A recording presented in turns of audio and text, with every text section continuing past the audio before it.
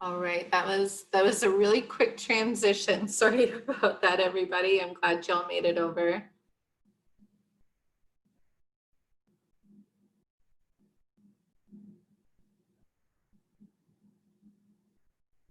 All right, I'm just going to go ahead and get set up for this one.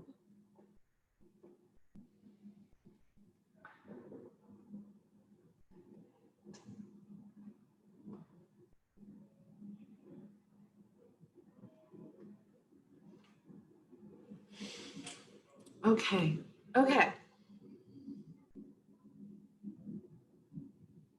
Okay, so first of all, it looks like pretty much the same crew from the last session. So does anybody have any quick questions about Google Earth, or are you just ready to get in and start playing with it?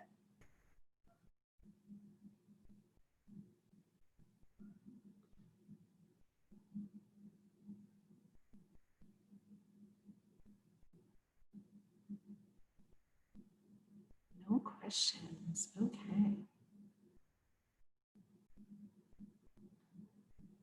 Right.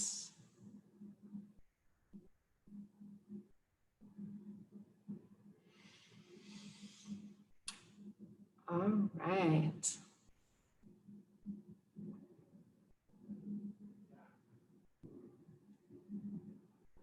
All right. So I think it's been a pretty heavy week with a lot of information, a lot of different tools, a lot of me talking, which I'm sorry for you. But hopefully it's been valuable and you've been able to take away some tools, some features, some skills, and you've learned some new things that you're excited to start implementing with your students and start building building your activities with those great technology tools. But I wanted to take the opportunity for this hour.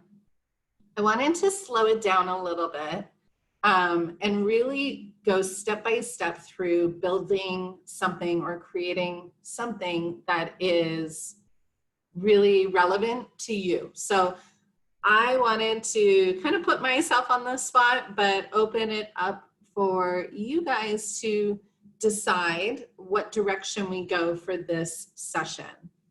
I'll talk through the 3 ideas that I had, but I'm open to other ideas if there's something that everyone's going, there's this one thing I really need to know how to do, and you haven't covered it. So this is the opportunity to speak up and just make sure that that I'm touching on things that are really relevant to you. So the first thought I had here was really slowing down and walking you through the steps of how you would create a really solid and effective drag and drop activities or labeling activities or categorizing activity in Google Slides. So if we go in this direction, we're going to do it really slowly, step by step. I'll walk you through all the formatting features of how you could create a really neat labeling or drag and drop activity. The second option is getting into Google Forms a little bit. And I know we haven't touched on that one too much this week, but Google Forms is a great tool. It's generally used specifically for formative assessments, quizzes, surveys, pretty basic stuff. But just using some of the formatting features available in Google Forms, we can actually create a choose your own adventure story. And this is a fun activity not only for us to do, but if you have older students and you want to do a creative writing project with them, this could be a really fun way to do it.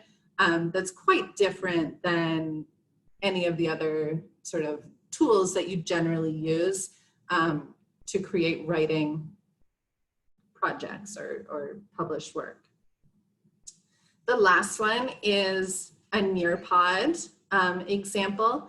And Google Slides has options for add-ins. So Nearpod is a fairly new addition to Google Slides. If you're not familiar with Nearpod, it is a really extraordinary tool for student engagement and formative assessment. So it's a really live lesson focused tool in the free version, which is what we're going to be using. But if you pay premium, you can do self-paced lessons. But we're going to be talking about the free version. And what's cool about it is we can actually pull Nearpod features into our Google Slides presentations. So if we're starting to build a lesson in Google Slides, just by adding that Nearpod add-in, we can pull those Nearpod features into our Google Slides. And the features are really neat, and you don't see that level of, I guess, sort of features where we have 3D objects and virtual field trips and stuff built in to one Google Slides presentation. The caveat to the Nearpod one, just like the Google Earth, is I'm not 100% sure it will work with your administration's, how they've set up your rights for Google Slides. So it's something we can try and hope that it works. But if it doesn't work, we'll go in a different direction. So with that, I'd love to just poll the audience. I'm going to launch this Zoom poll. So you should see in front of you the 3 options that we just talked about. If you have another idea, feel free to throw it in the chat. And hopefully I am familiar with what you're talking about.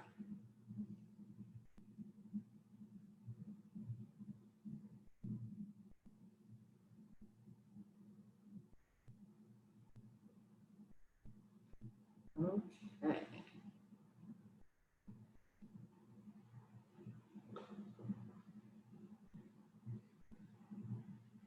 Well, it looks like our Google Slides is leading the way, followed by Forms and Nearpod close behind. Okay, so why don't we start with the Google Slides tutorial. And then if we have time, we can do one or the other of the other 2. We'll come back and see which one of the other 2 we want to focus on. Does that sound good? Okay, perfect. So let's go ahead and get into Google Slides. So again, this will be one, I would have 2 tabs open. One, let's see here. Have your Zoom in one tab, and then go ahead from your Google Drive, go ahead and open a new Google Slides presentation to play with.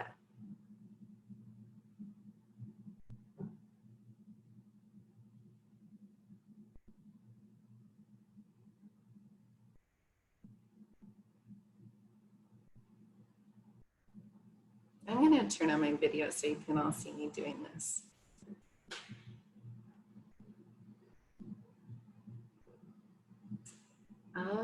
Okay, so, and we're going to be using Google Images as well for this example. So you might have 3 tabs in front of you.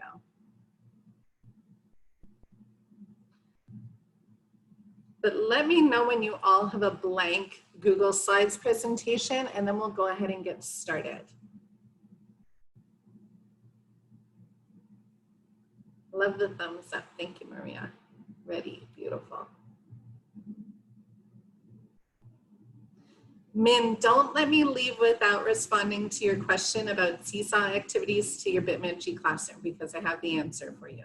So make sure you remind me at the end to not just sign off. Okay, we're all ready. Ready. Okay, so everyone has a blank slide just like this. I'm going to go ahead and get rid of my text boxes, the default text boxes on my slide, so I can start with just a blank presentation. The first activity I'm going to show you, we'll do 3. The first one I'll show you is like a drag and drop. So it would be a labeling activity. So I think one of the easiest examples for this would be label a blank map or a map outline with the different state names. So that's what we'll start with. But you could also think about different labeling activities that might be worthwhile for your students or relevant for your students. So first of all, everyone can see my screen. Yeah? Okay, perfect. So the first thing I'm going to do is I'm going to find my outline of the United States. We'll do a United States blank outline. So I'm gonna just search, let's search down here, US map outline. And I'm going to click images. And you want something that's pretty clear, has nice clear lines. That one looks good to me. And it's good that it has that background. It shows me that it's going to be transparent. Usually, sometimes with that background, it will save with that checkered background. But I'm going to go ahead and save this image. So you can go ahead and save it to your desktop or wherever you're going to easily find images. So I'm going to save this image. I've actually already saved one just for this purpose. So just to demonstrate how I would save one, that's how you would do it. Now I'm going to come back to my slides presentation. And if I'm going too fast, tell me to slow down. Coming back to my slides presentation, I'm going to insert image. So I'm going to find this insert image icon. I can also go to the insert tab and select image. I'm going to upload it from my computer because you already saved it. And I have this image right here. Now, if you remember a couple of days ago, when I was talking about how to increase interactivity and engagement, I mentioned that with our Google Slides presentation, you can use what's called the stage. So you can use the area around the actual slide. Now, that's one way to do it. I'm going to show you a different way today to set up this type of activity.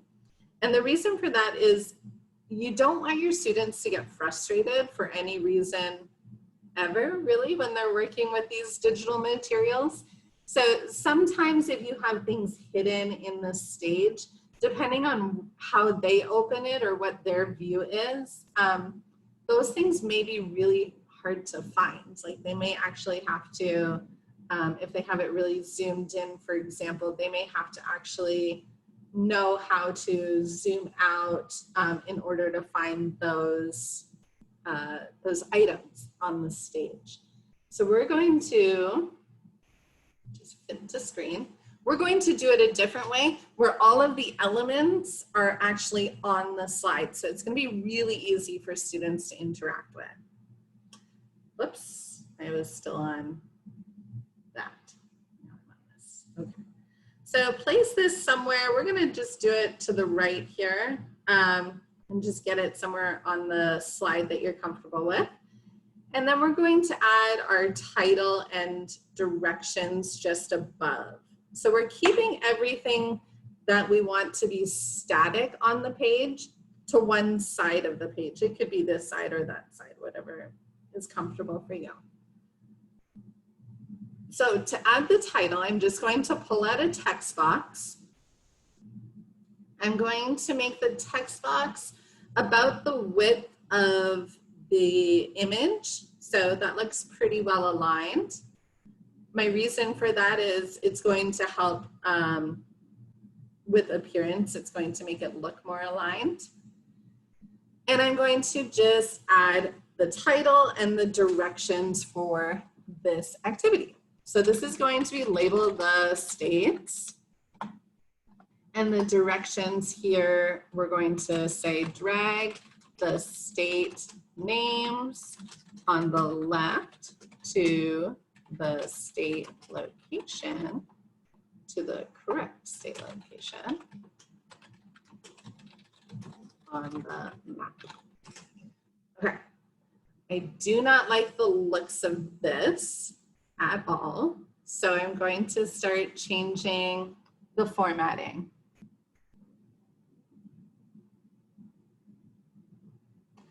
Yes. So Min has just mentioned she's going to input images from the Explore feature down here. And that allows her to not save and it just searches the web, which I totally agree with if it works for you. I sometimes find because the Explore feature only brings up Creative Commons, it's sometimes hard for me to find a better quality image. So that's why I go to Google, because I can change the licensing settings. And as educators, you can use anything. It's open license for you. Oh, so you're just going to the insert and then from the web. Beautiful. Yeah, that works. Totally. Okay, so I'm going to go here and I'm going to start changing the formatting. Oh, so maybe it just pulls up the, okay. So that's a good way. I'm going to start changing the formatting. So I like to use Century Gothic as my text. And if you have a text that you prefer, I'm going to go ahead and make this title larger so it stands out. Let's make it 30. I'm going to make it bold. If you have a text that you prefer, but you're not finding it in the list of, you know, your most commonly used fonts in Google, you can always go ahead and click more fonts and it will bring up a more extensive list of font options for you. I do recommend, if you're just getting started developing your activities and developing your instructional material for the year, pick a font. Just pick one, get on board with it, and make that your font that you always use, because it'll just make everything look more cohesive and like it all goes together. So do we like the look of this? You may want to play around and make the map as large as possible, because we are going to be putting little teeny tiny labels all around it. I think that's okay. Like that. Okay, so once you're happy with how this looks, we have two options, because essentially this is the information that we want to be stuck on the page. We don't want students to be moving any of this around. We don't want them to mess with this text. We don't want them to move this image around. We want it to be stuck on the page. So there's two ways we can do that, and I'll show you both ways for different activities. So for this activity, I'm going to show you how to actually make it a background. So to do that, you're going to right click, no, I'm sorry. We're gonna go to File and Download. And then we have the option to download it as a PNG image. And it says current slide, which is exactly what we want. So I'm going to go ahead and do that, PNG image. It's going to download it, and it's given it the name of the slides presentation. I'll give everyone a second to do that. So one more time, I'm on the slide. I go to File, Download, PNG image.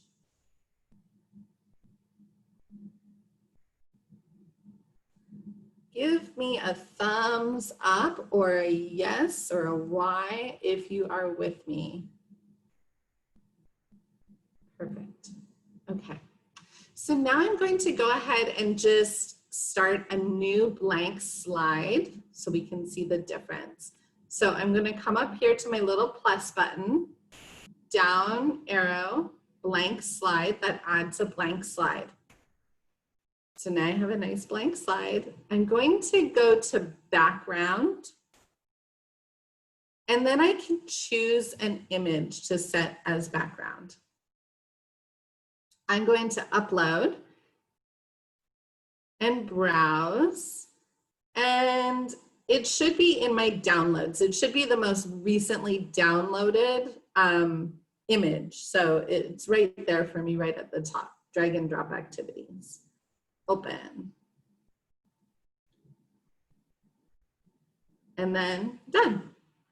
So now all of this content is stuck on the slide as a background.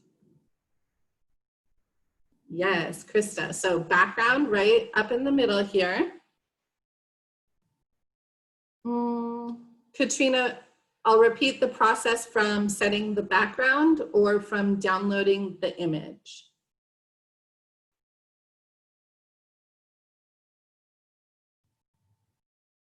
Background. Okay, perfect. So we have a new slide, a blank slide. We're going to find background. It's in just about the middle of our ribbon here, our toolbar. Background. You have three options: color, choose image, and reset. So I'm going to choose image. Here's where you can choose or select images from. So I could choose from a camera, I could select by URL, I can do a Google image, but I'm going to upload because remember, I downloaded that image to my computer, right? So I'm going to upload, click browse. You should be able to find downloads as an option in your file manager. And that PNG image should be the most recently downloaded item, image item. And yours might be called Untitled Presentation if you didn't give it a title. Probably it's called Untitled Presentation. Mine, I gave a title to the actual slides presentation. So select and then open.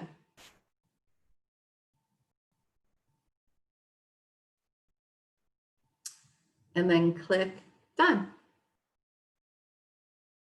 And now you have this is a background on this slide, so nobody can move any of this. Oh, didn't download. So Chrissy, you go back to your original slide here.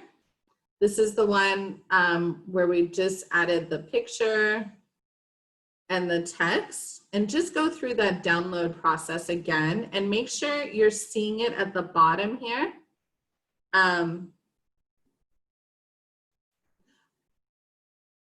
Okay, so probably, did you open a new blank slide, Katrina? Because if you've set the background on the current slide, then you'll still have the dynamic images above it. So you could just delete those.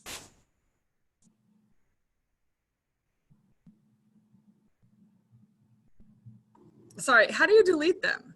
When I highlight and click backspace, it doesn't take it away.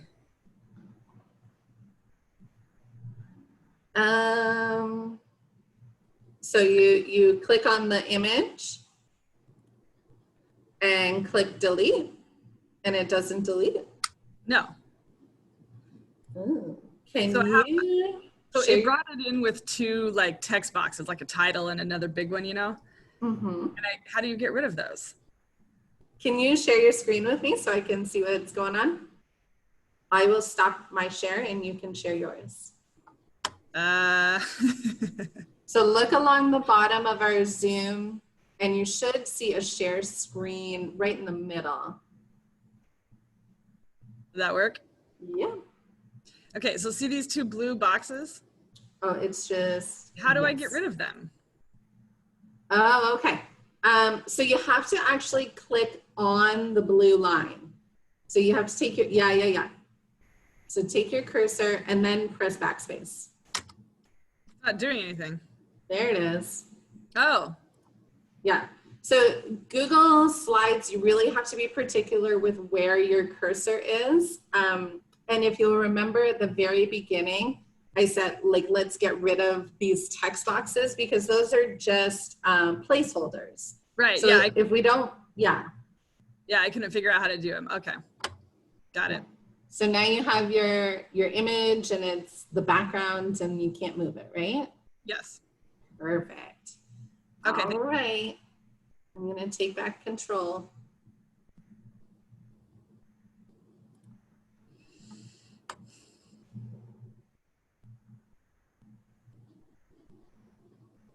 Okay. All right. So everyone has no. So Krista, I would download as a PNG. We want it as an image, and PNG is just a different type of image file. So often you'll see JPEG or PNG, but we want an image. So PDF is not going to work as a background. So make sure you're downloading as a PNG.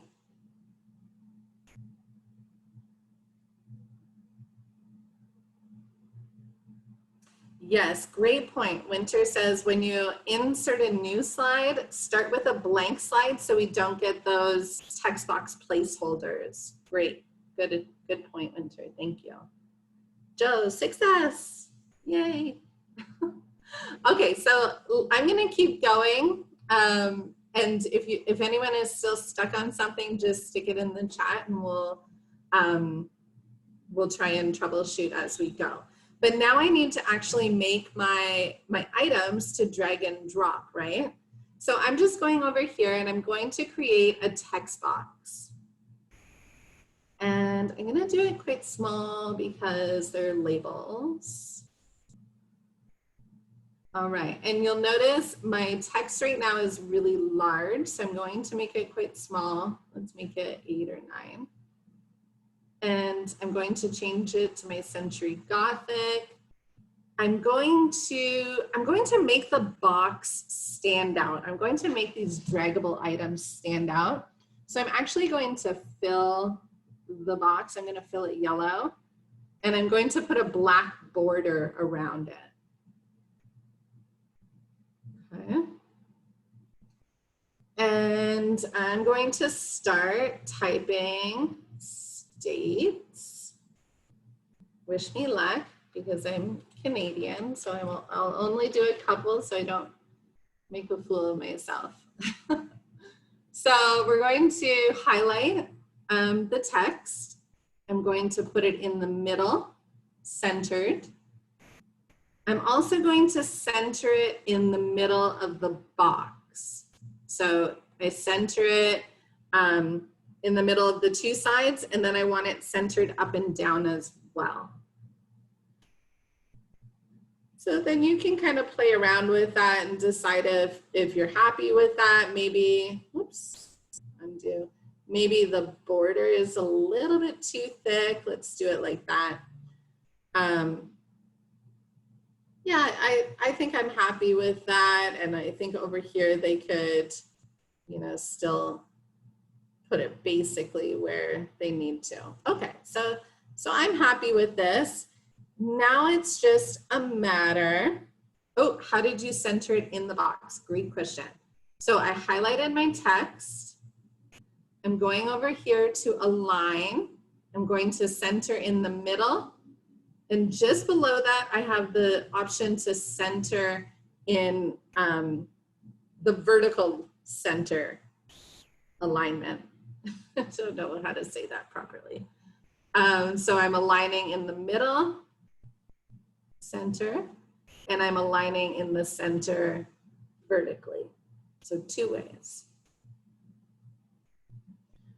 So now I'm just going to Control C, Control V, and I'm going to do that 50 times, right? And then you just come in here and change the names. If you need to make some a little larger, you can do. If you want to make the text a little smaller, you can do that too. Or you could just do the initials if your students know those. Still Florida.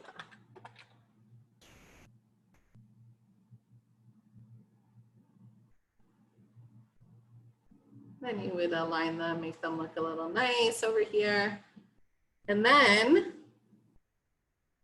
of course, we wouldn't want to have all these other random slides in here. But this one slide, I could then assign to students just as it is. And they would be able to interact with it and drag and drop these.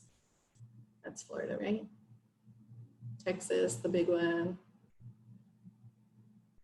Arizona, I better know that one. Alaska, there you go. I'm just copying the word. Okay, so make sure you're clicked and you made it from a text box, Marissa? Yes, okay, so make sure you're clicked on the outside. You're not just doing like that. You're not just highlighting the word. So you should see that the cross with your cursor. Make sure you're clicked on the outside, Control C, and then Control V. That's your easiest way. Control, and then you can just Control V, Control V, Control V. Million, well, 50, just 50. Yes, they could. Yes, they could. Yeah, great question, Catherine. So students can change the words in the text box. If we're leaving that part dynamic. So there's not too much you can do there. The only thing I might suggest, if we wanted to, I don't know if that works. I don't think it would work. Yeah, I think, you know, students would be able to change the words in the text boxes.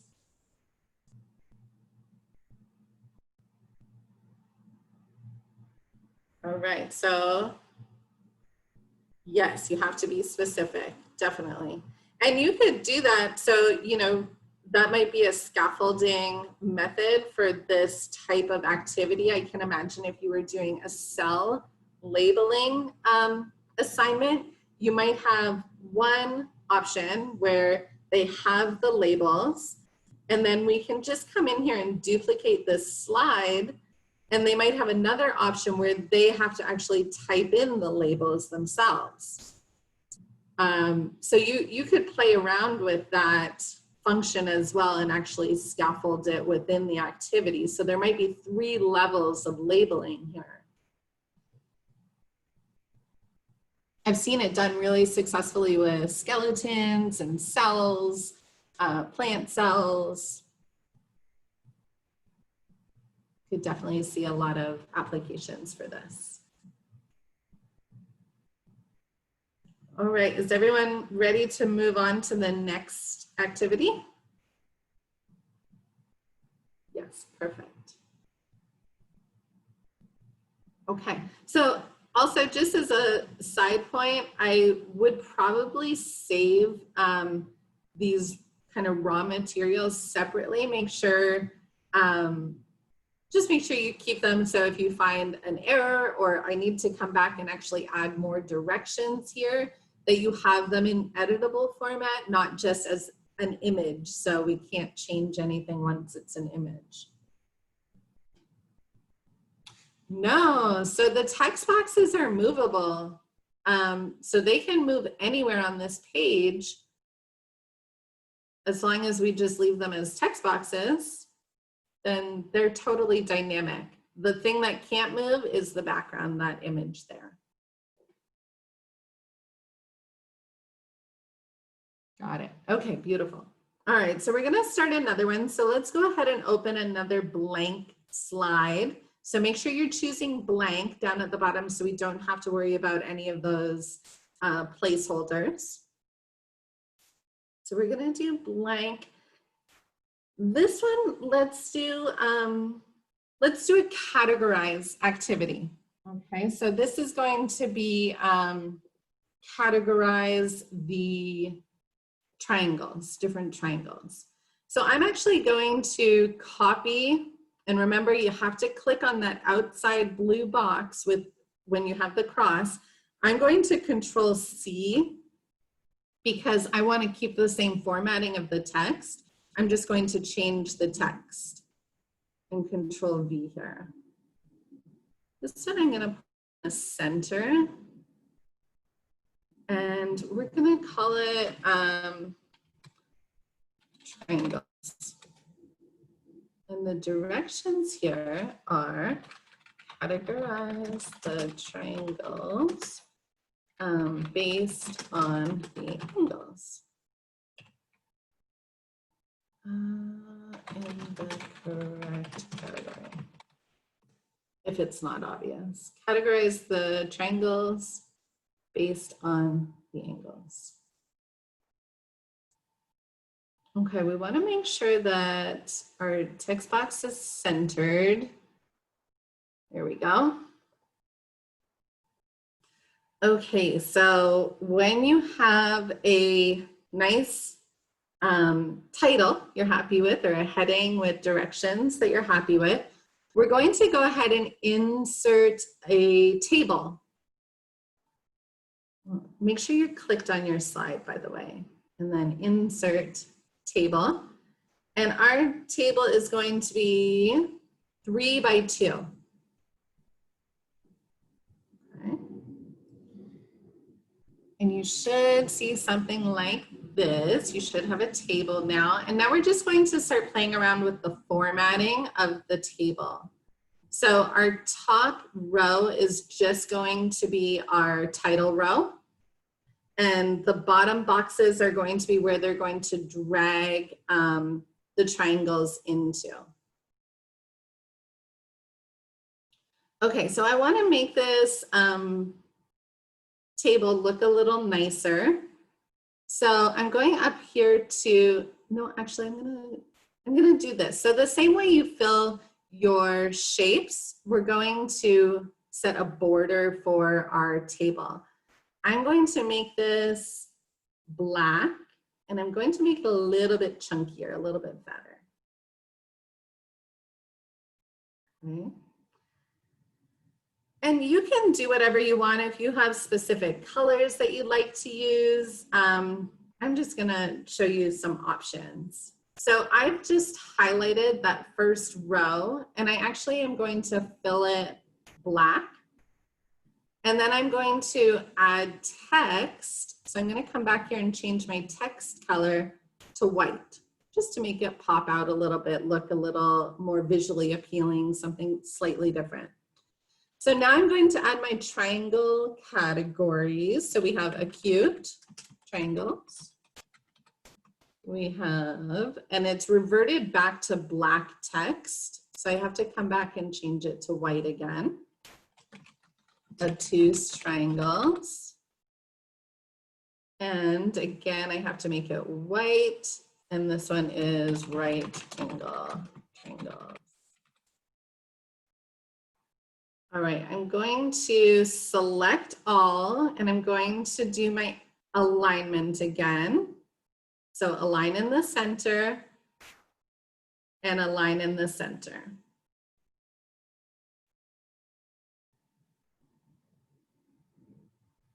And you know what? I'm gonna make it Century Gothic. Gotta stay consistent here.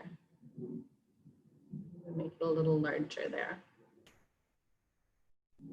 All right, so how's everyone doing with their, do you have a table and you have a heading here?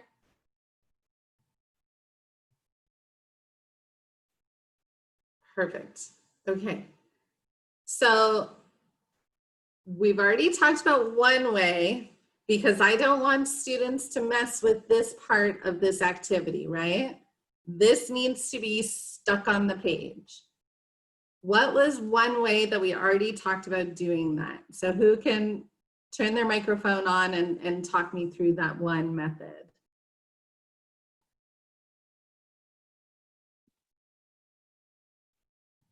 Okay, it's Catherine. And I think you go to File, and then you save it as a PNG image. Right, so download PNG. Yeah, PNG. Click that. And then I think I have to create another. Oh. Yeah. Yeah, and then I think I have to create another slide, don't I? You do. Create a blank slide and then upload it to that slide is how I would say You're it. exactly right.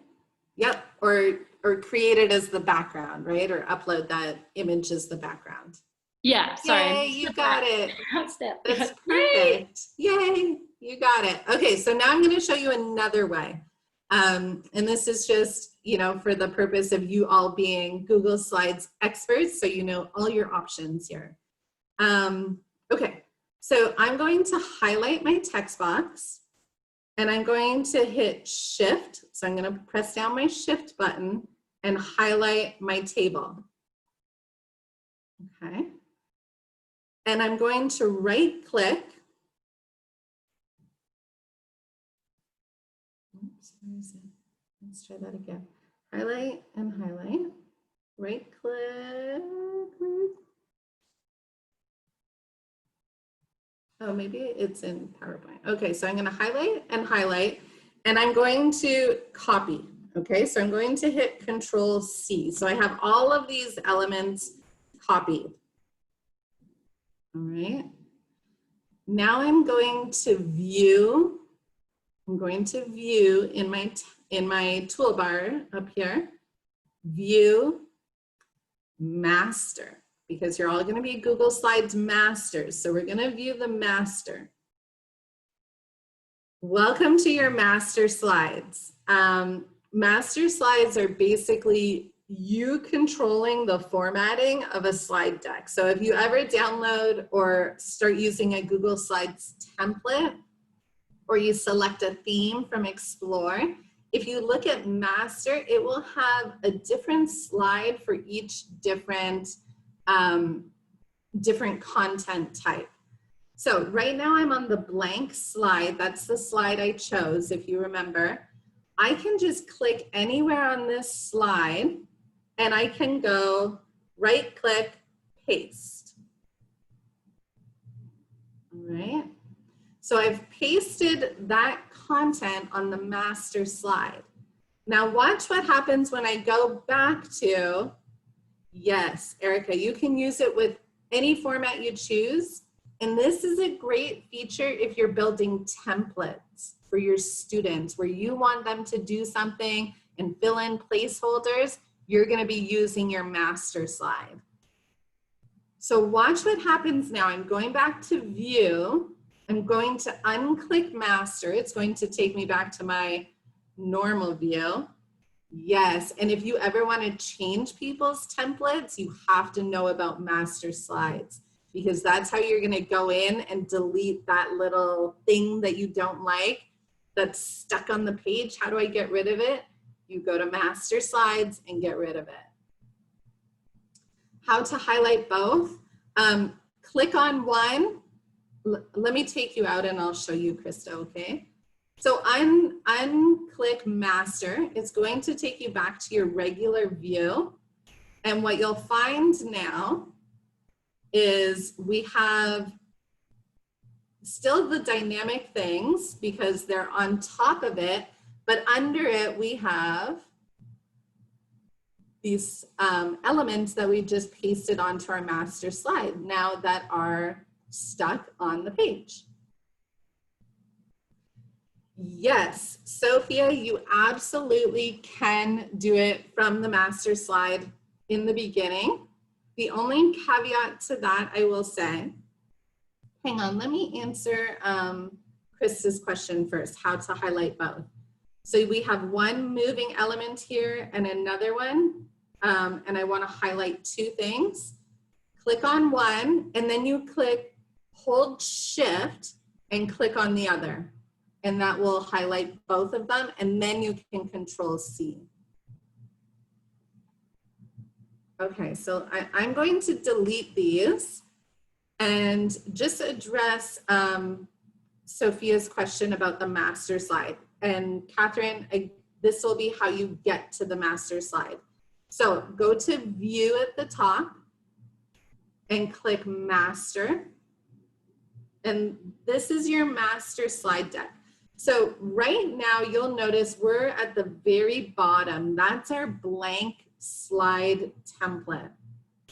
Okay, and we just put this on one slide, our blank slide, which is now, this is what our blank slide template looks like.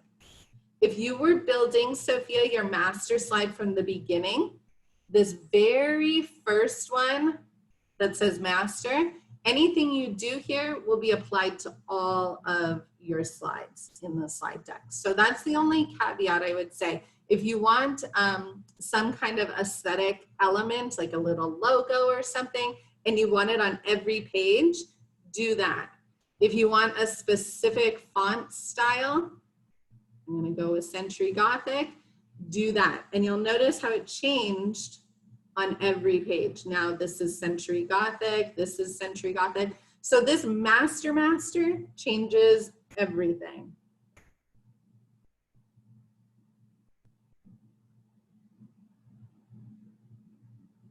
To copy your slide, you can also go to your slide and select edit, select all. Absolutely. Yep, that's a great point. Thank you, Winter. So any more questions about master? This is also how we stick things on the page and how you can add placeholders. So you'll notice we have text placeholders here. That's why we see those text placeholders directly on your slide anytime you open up a new slide. That's your master slide. So I'm going back to our activity. So I'm going to view, unselect master. So now I'm in my regular view, but you'll notice this is stuck on the page. Love it. And I'm going to just start adding triangles. So here I'm going to insert shapes. And I'm going to pick some triangles. And for consistency, I'm going to fill them yellow and border black. So everything, it should be pretty obvious, everything we do here that is dynamic, that students are moving, are yellow and black. So we can also play when we have shapes on the page. You can twist them. You can pull them, you can modify them. So we can do all kinds of things here with triangles. So let's do another triangle. Let's do a right angle triangle. Let's do it like that. And once you pick the color scheme, it should do it for each one of your shapes that you're doing. I'm gonna do another one of these. And kind of twist it around so it's confusing for them. Oh, that one didn't do it.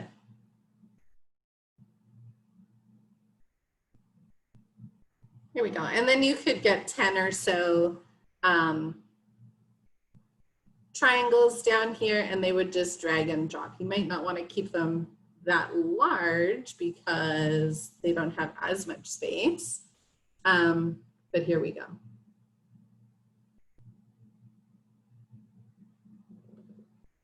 I noticed that the master slide automatically makes the change to all slides. Is it possible to have more than one type of master slide in a single document? Yes, so just going back to that master slide, if you just want to have an individual, like I want this slide to look a certain way, I want this one to look differently, just change the individual layouts. It's when you change this master slide, you'll notice all of those selected with it. When you change that first master slide, it's going to change everything in the document. So this first master slide is where you would want to set formatting conventions like font choice, or if you want a specific background color on all your slides, whatever you want applied to the whole slide deck, that's what you add here. But we can make each individual slide look unique and different just by clicking on those individual layouts. Does that answer your question? That's what we did down here to the triangles. But now anytime I go to add slide, you'll notice my blank option is triangles, which we don't need right now.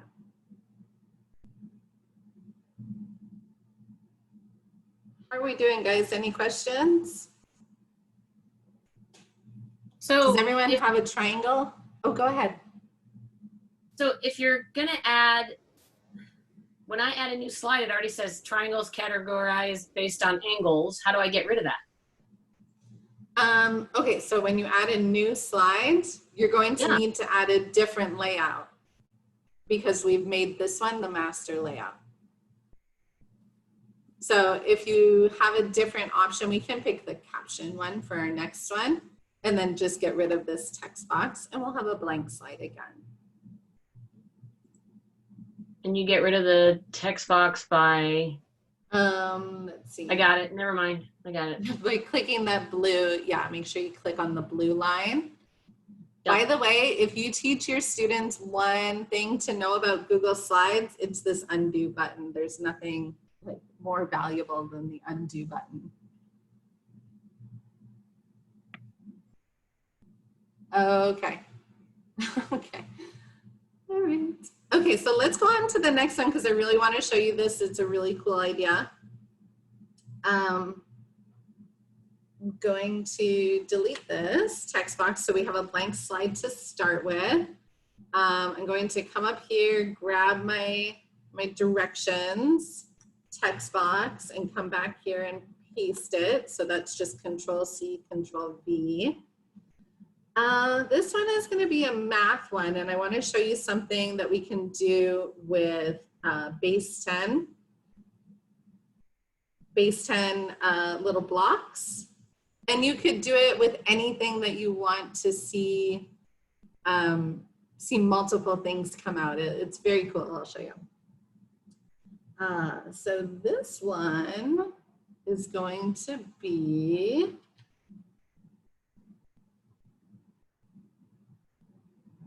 let's see, I don't know, we'll just do complete the equations. Or no, we'll do it, make it true. So it's going to be move the yellow numbers to make each comparison true. Then use the base 10 blocks to model your comparison and support your thinking. Okay.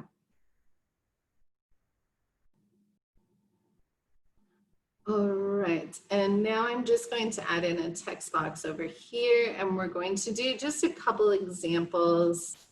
Do my Century Gothic. I want it to be a little larger, 18. So one is 0.43 is larger than.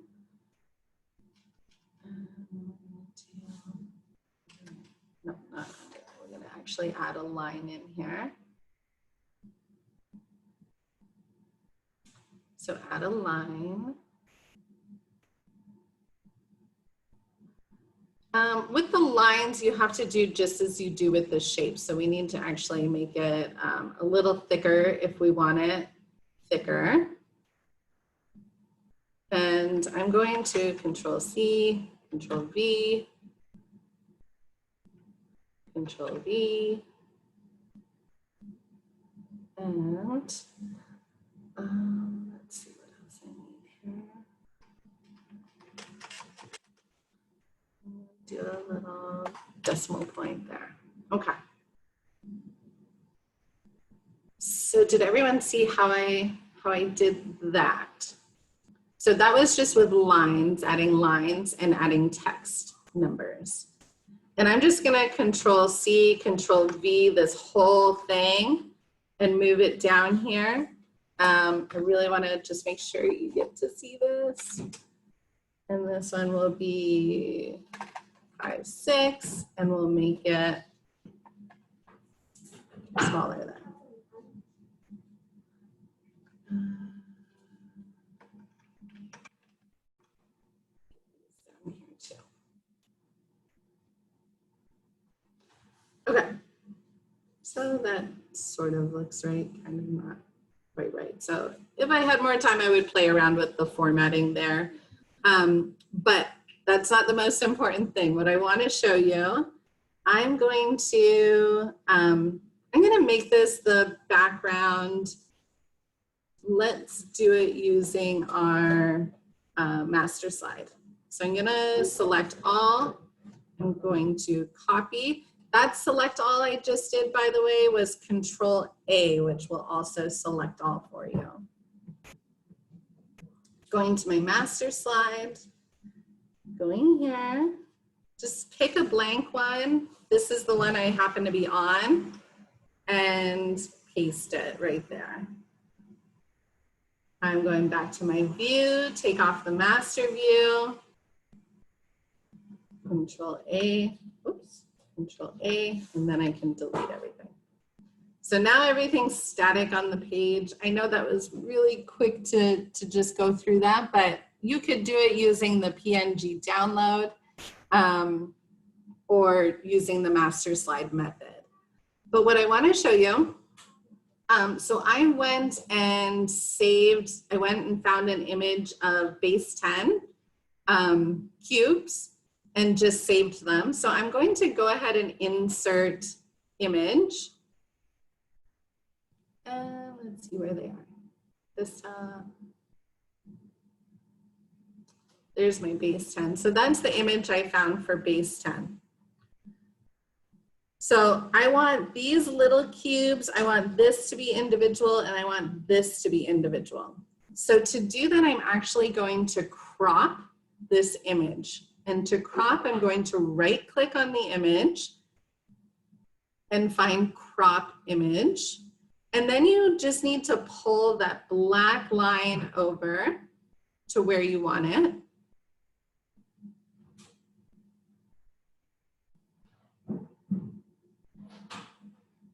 Okay, and then click aside. So now I have this one individual manipulative, right?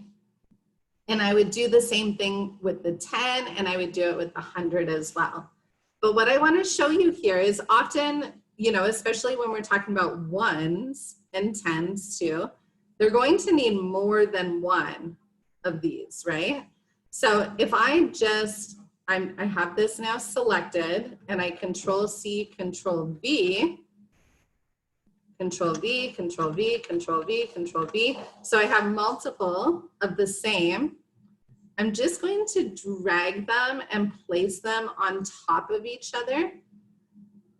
So it has the appearance, should have the appearance, of being a single object. But when students come to pull it, and I actually need 1, I need 2, I need 3, I need 4 of these, they have multiple to choose from. And you could, you could do that 10 times or 15 times and have them on top of each other. So that's the other kind of really cool trick I wanted to show you with drag and drop activities, is you can just stack them on top of each other. Just make sure they are actually on top of each other.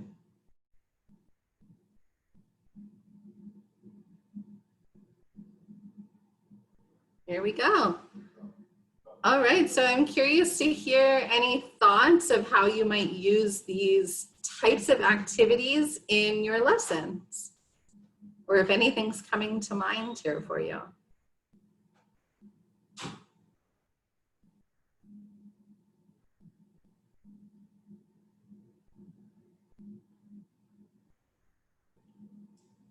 Nobody?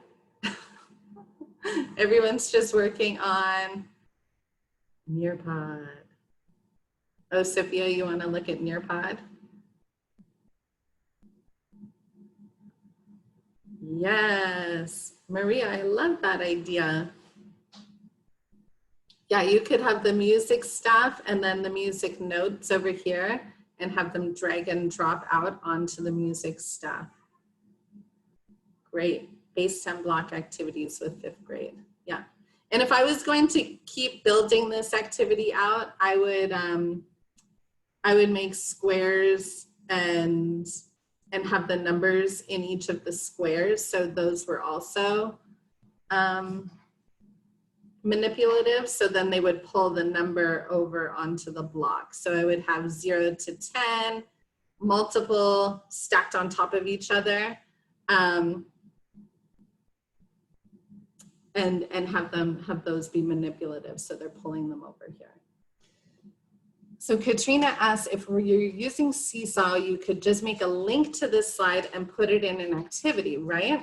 Absolutely, you could do it that way. Seesaw also is linked to your Google Drive. So as long as you have it saved in your Google Drive, you can bring it in. The problem is, if you're bringing in Google Slides like that, they are not dynamic. So if you want your students to actually interact with it, generally, as far as I know, and I might be wrong, Google Slides, when you pull them up in Seesaw specifically, they're not dynamic. So you can't actually move the manipulative objects. So I think you're right. I think I would do it as a link so they can actually go and access or open the activities there. And you can have multiple activities, as you see, in a single slide deck that they need to complete. Yes. So Krista was just asking about the recordings. All of the sessions this week have been recorded, and I'm working on putting them together. And essentially what I will give you at the end of this week, probably at the beginning of next week, is a Google site that has all of the resources and all of the recordings for each of the sessions that we did this week. So you're gonna have a lot of material that you can go through on your own, at your own pace. You can pause, you can listen to me while you're jogging, whatever works for you. But I'll also add some supplementary resources for you to check out on these topics. Now, Sophia, I don't think we have time to really dive into Nearpod, but I will just show you where you can add it on so you can check if it's available to you. And then I'd love to know, send me an email if it is available to you.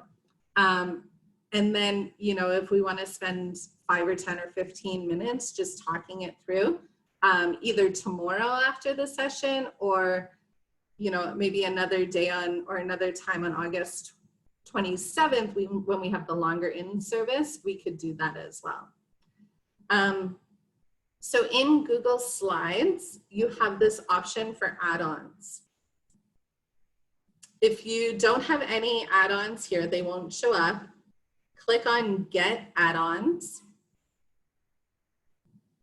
And Nearpod should be one of your top options. If you go ahead and click on it, and select install, agree to all the things, it will either allow you to install it or not allow you to install it. Yeah, so disabled by admin. So that's what I was kind of worried about. It could be something that you request to whitelist. I would highly recommend it. I love Nearpod. It really does some fantastic things. So if you want to recommend or request that they whitelist it, you could do that. But what it does is, let me show you. I'll just show you really quick so you know why you're requesting it. Beep. Why is that so high up? Let's use.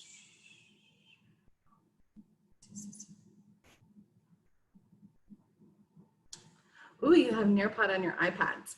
Okay, so what Nearpod does, if you are building out a Google Slides presentation, I can actually add in all of these features. So when we're doing a live lesson, I have different options that the students are going to see on their side of the slide deck. So options like collaborate, which brings up a collaborative corkboard essentially, and they can add their ideas to it. So on each student screen, they're seeing something like this. where they can just type in their thoughts. I would enter a topic and description, and it would pop up in real time as students are actually filling it in.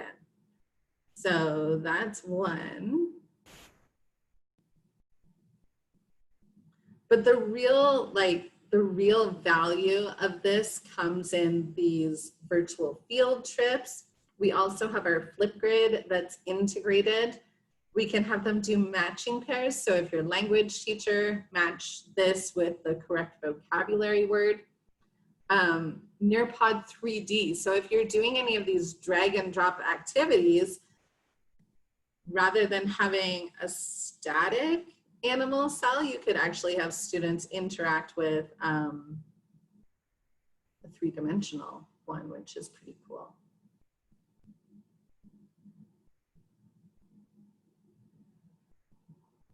So it's just, it adds in some of those like higher level engagement features, but you can see they can actually play around and manipulate those. But yeah, something to look into. So this is an add-on. So if you have this add-on, and again, it has to be whitelisted by your admin. So, but if you do have the add-on and you just open it, it will bring up this sidebar, but you have to get the add-on first.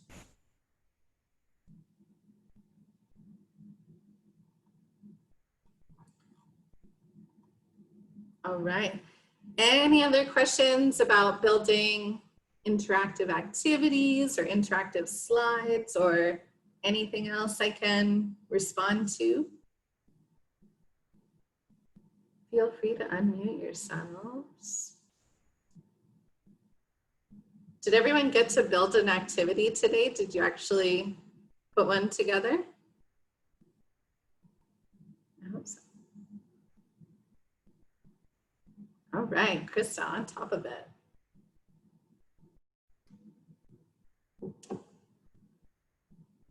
Nice. All right, well, tomorrow's session, good.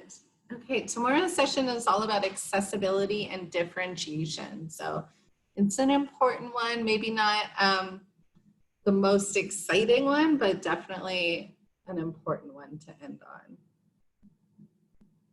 Oh yeah, Nearpod has a huge library of lessons and templates ready to run that are, I mean, they're amazing. And they've partnered with so many really great companies. So they're built in Flowcabulary and Flipgrid and PhET simulations. So it's a really valuable tool. Cool. I know. I do have to say though, I've been really impressed with, you know, when you have districts that really have honed in on a few, as long as the few are really good, there are so many resources and so much content that's being developed and made available for free to teachers, which love it.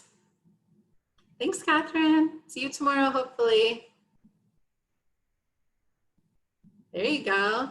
Maria, put in a request because we have 25 30-minute sessions. So if you get a small group together and you want to get into Nearpod, I'll be a happy camper. I love it.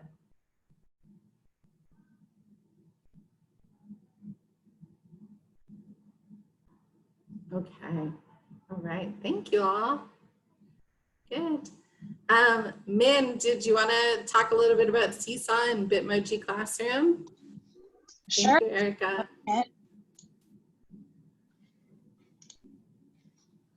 Sure, if you have a minute, Allison. I do. Did you get any further with it or? No, I've been focusing on other things. No problem. It's actually really, really easy.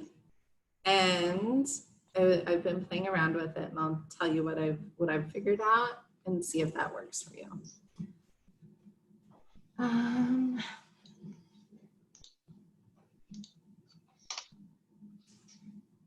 Okay, so if we go to our activities, you have an activity ready and we want students to go to this activity, but you want to add the activity to your Bitmoji classroom.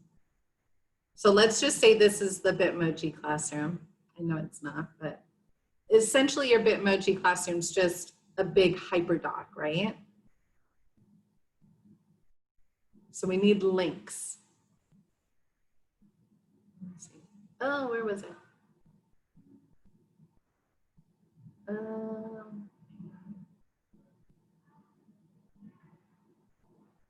Get activity link.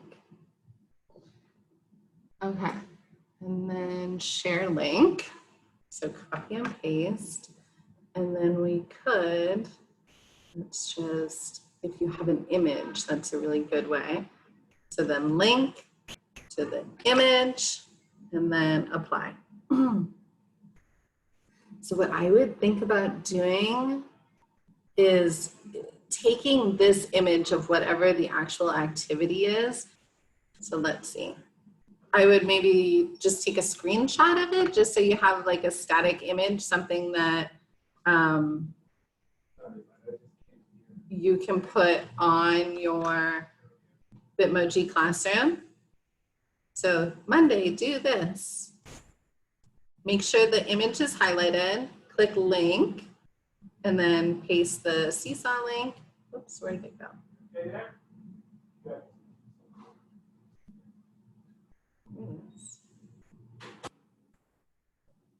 You can also just take the URL when you're on the activity, as far as I can tell.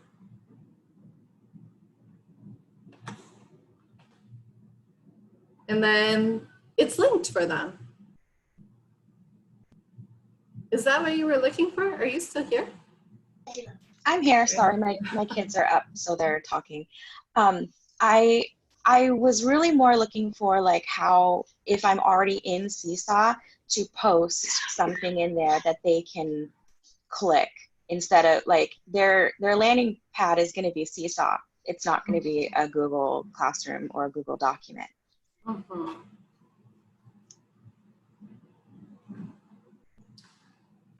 Okay, so you want to post something in here that they're going to click and go out to the Bitmoji classroom. Yeah, like, so the activities list on the left there, I was wondering if there was a way, instead of the question of the week, the hopes and dreams, my Bitmoji classroom could be there in Seesaw, even though you have to build it in Google Slides. I don't know if that's even possible. Totally. Okay. Okay, in that case, what I think I would do, let me see if I can get, I don't have a good example because I haven't been working on a Bitmoji classroom. You want me to share a Bitmoji classroom with you? There's several that I've copied from other people that have. Yeah. Can you put the email that you want me to share it with in the chat box? Do you want to just send it in the chat? Sure. I have it copied onto my tree, so let me see if that'll work. Or you can send it to me, either way.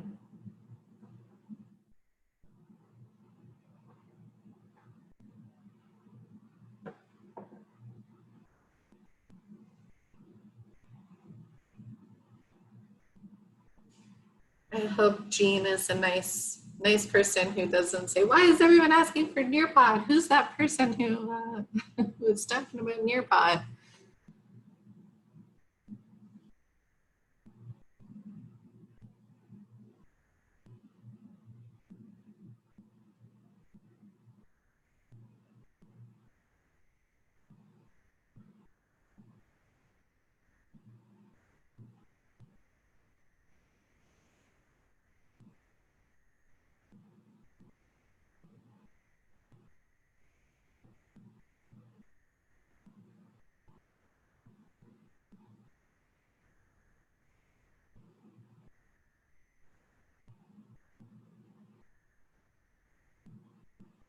Oh, perfect.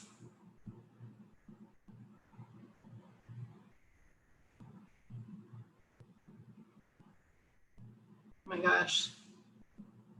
This is intense. This does look like a kindergarten classroom though. There's so much going on. Okay, so I'm gonna go ahead and make a copy of this so I can actually work with it.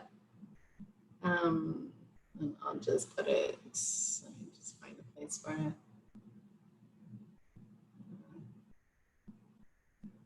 No, I'm just gonna do this.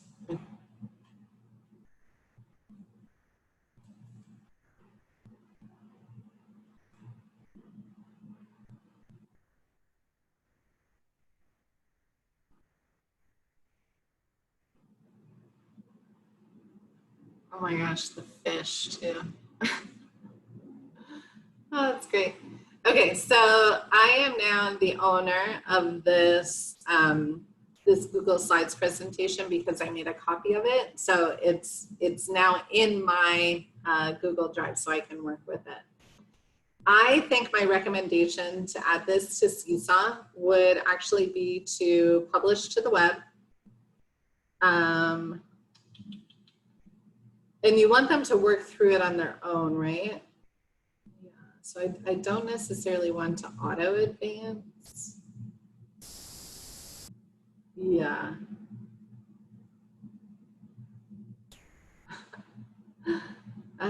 So I would maybe do 5 seconds and then publish. Okay. And then you have a link. And I'm going to copy the link. And I'll just show you what it looks like published. So all of anywhere that there are links, you'll notice they're still live, but you'll have to instruct students how to find the links, which is kind of a fun activity for them because they need to be like little detectives. And how do you know when something's linked? What do you look for? Did you find every link on the page? You could do all kinds of stuff with that. But the reason for, let's see, and then they can work through it slide by slide, but they don't have that edit view. So it's pretty friendly. It's just like a web page, but it's a web page that's all linked out. So if I take that, yes, that's exactly right. So then if I go back and let's see, if I create that Seesaw activity, let's assign a new activity, and create a new activity, and then add multimedia, and add a link, paste it here, boom, bada boom. Let's see what happens.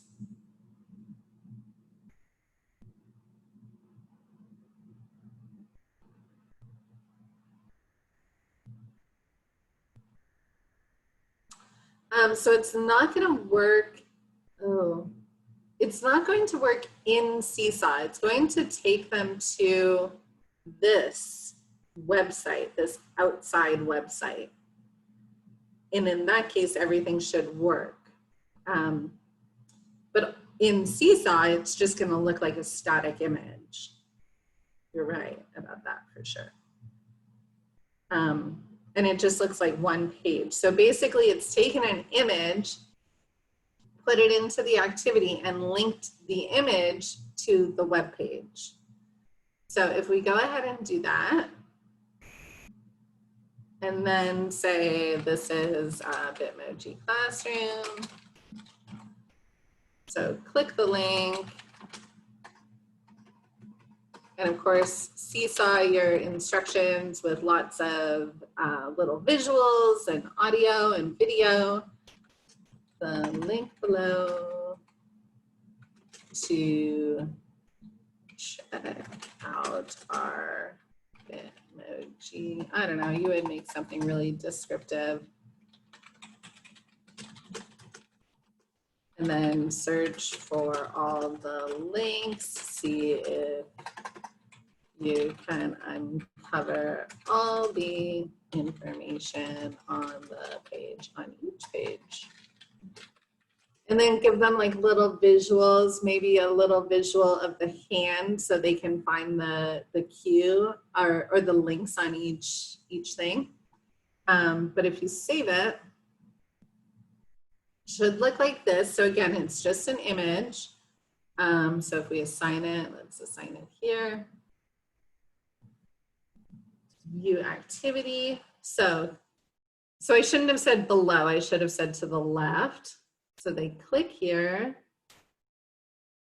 and it takes them out to this page. So that's the best I can think of for how you would have it and keep all the like GIFs and everything intact. But it's a separate web page, essentially. If I want to, like, I'm thinking of starfall.com, right? I don't know if you're familiar with that website, but What is when it? Sorry? starfall.com, it's an early learning website. When there's something for the kids to click, they hover over a certain icon or area and then little sparkles appear. Is there a way for me to do that on the Bitmoji slide so they know where to click for an activity? Like, because I'm thinking if I just find a transparent GIF with sparkles, right? I would put it on the Google Slides. Is there a way for me to make it animate if I hover over that area? And then if that's possible, would they still be able to click the link underneath it? Or am I just going way too far and being way too extra? I mean, I think you are being super extra. If you animate it, so if you animate it on a click, it's a great question. I don't know if animations,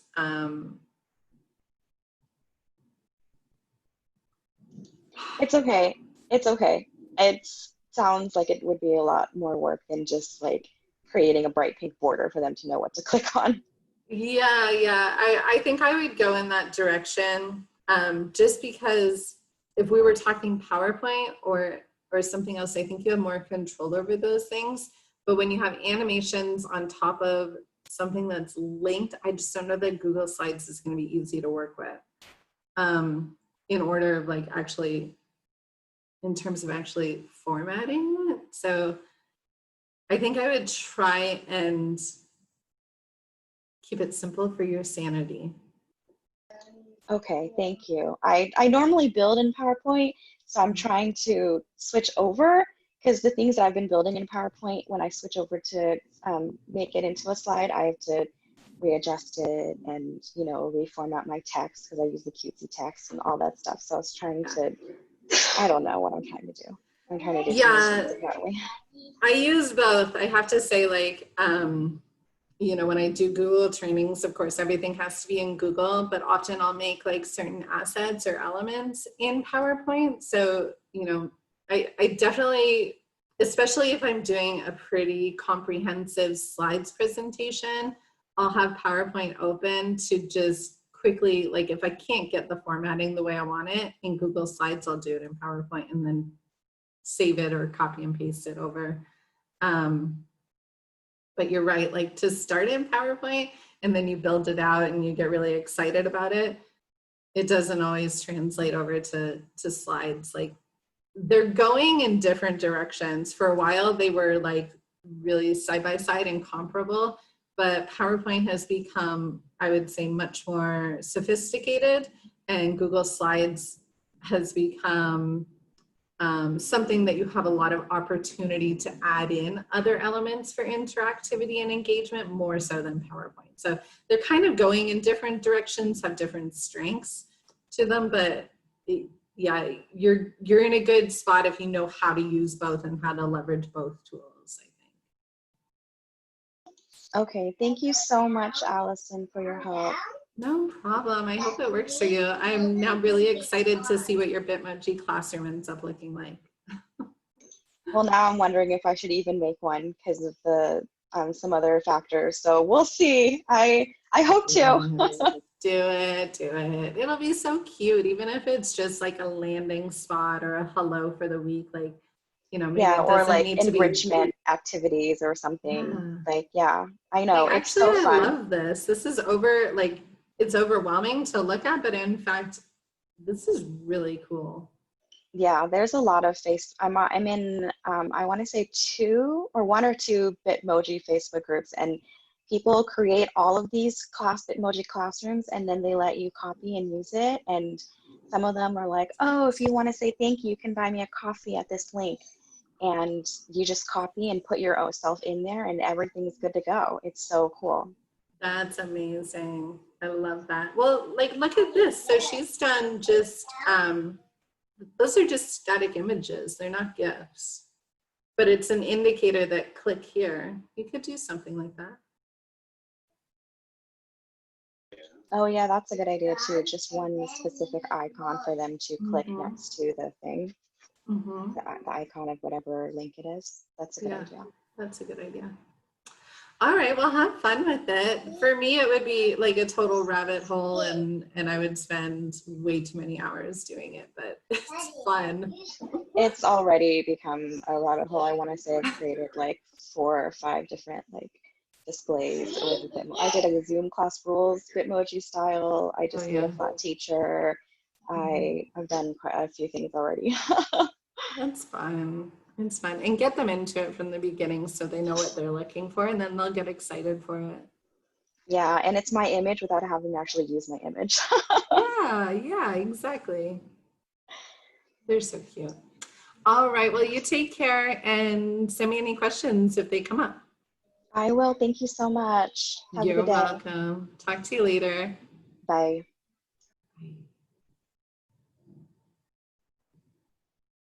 I know. Yes.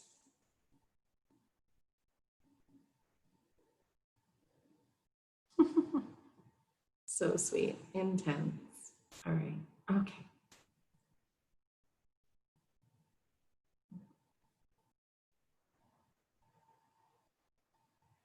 You too. Bye. See you tomorrow.